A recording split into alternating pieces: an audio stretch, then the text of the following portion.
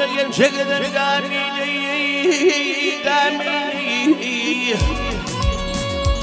Ay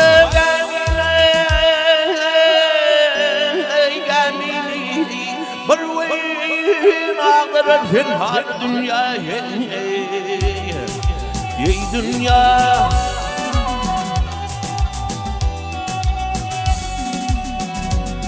Ey Adam oğlu barmaz ol fakirliğinden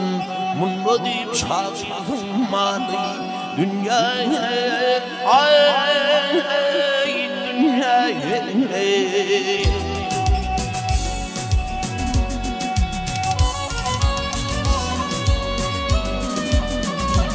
Ya tavarsız gelirken yakı tutar seni Ay tutar seni Ay tutar seni Yakşı aylar yapan günler götürsün Geçirsin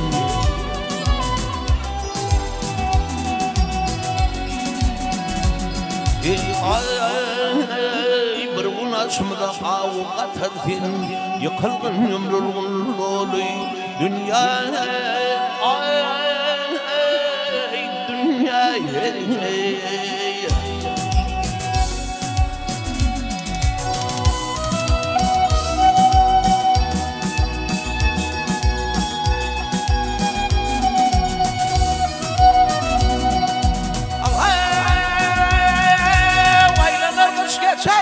Aylanlar kış geçer ya tumutluyum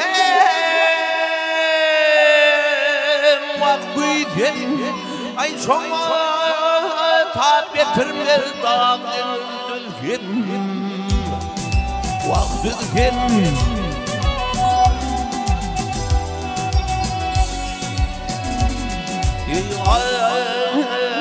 Ahırını bilir geçer küstümüzün Uğurup kalırsın hadi dünya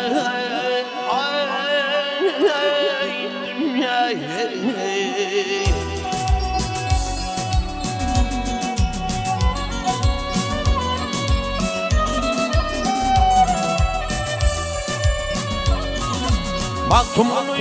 Maktumunu dünyasını aymır senin aymır senin aymır senin Şu görünmedi yerta koymur senin koymur senin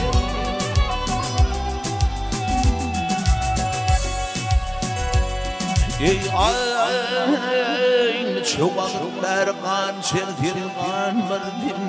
Bu mu senin geçeceksin aklına kaldırın deli Dünya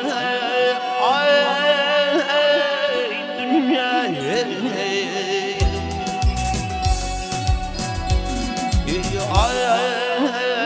Duran geldi şimdi kapıl adamın Üstünü tanır din yolu Ya dinleştir ya bir yana Ay fi dünya